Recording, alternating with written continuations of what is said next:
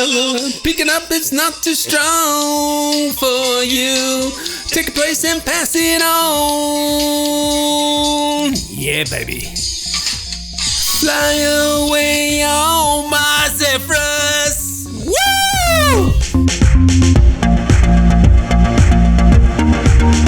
Alright, I apologise for hurting your ears. That wrecked my throat. I'm serious, my throat is shagged. Sorry about that.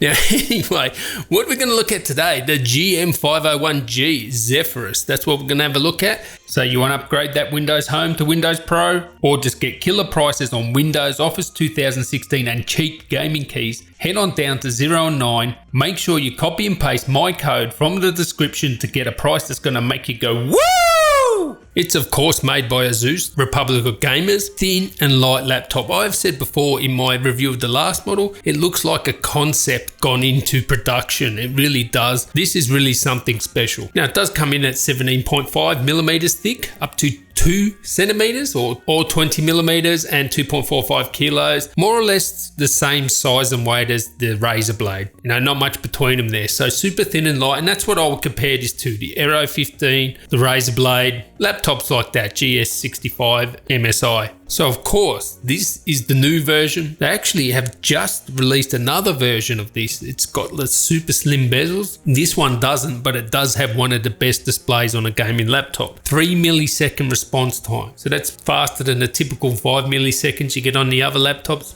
Although when I measure the color gamut, it's no wider than, say, the Aero or the Razer, it certainly looks like it has the best display. When you look at this display compared to the other Full HD 144Hz displays, it definitely looks the best. And it's very bright, awesome for gaming, G-Sync of course, super smooth, but this thing has something special. It has this little magic button. You press it, it brings up the ROG gaming dashboard. That's nothing new, but it has one killer feature on it. This has a G-Sync monitor on this laptop. Now usually a G-Sync monitor means your battery life sucks. 2-3 hours max. Doesn't matter how big the battery is, your battery life is gonna suck. This is the first laptop I know of, and they are claiming it is the first laptop that can turn off the discrete GPU. It can turn off the G-Sync. So then you get some good battery life. The major downfall of G-Sync enabled laptops. So that solves that problem. You get good battery life, but you also get G-Sync. This is the only one that has it that I know of. So of course it comes packed with the latest Intel processor. We're talking 6-core, 8th generation, 8750H, 2.2 GHz. This is perfect for gaming, up to 32 gigabytes of RAM, and you can get a GTX 1060 or GTX 1070. And this has got the full fat GTX 10 series graphics card. There is no Max Q here. So I can tell you that gaming on this is a real delight.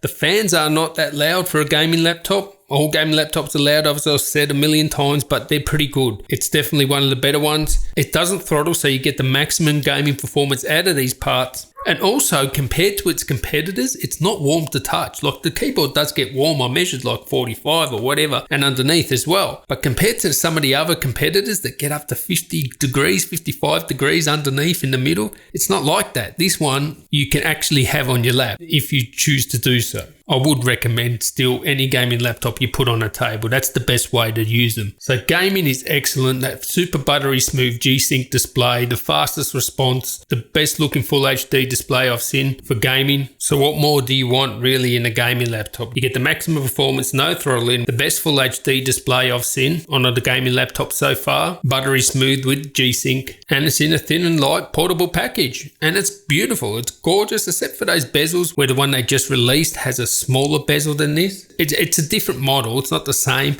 but that's the only criticism, is the bezels look big. Other than that, it looks like gorgeous.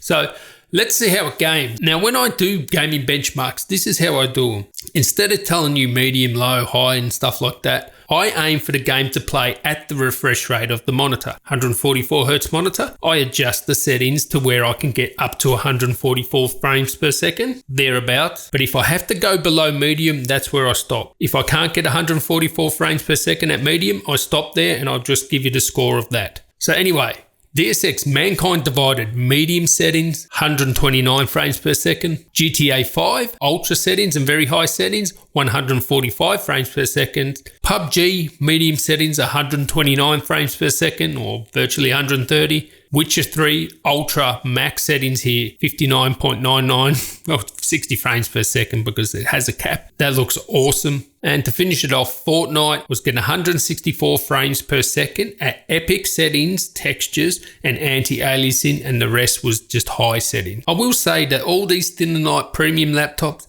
but this one certainly rings out the absolute maximum out of these performance. So check out my live gameplay now. You'll be able to see the live gameplay. Check the telemetry. For some reason, I wasn't able to get the GPU temps, but trust me, the clock speeds stay well above base clock and it does not overheat. So check this out. Catch you next one. Tally ho.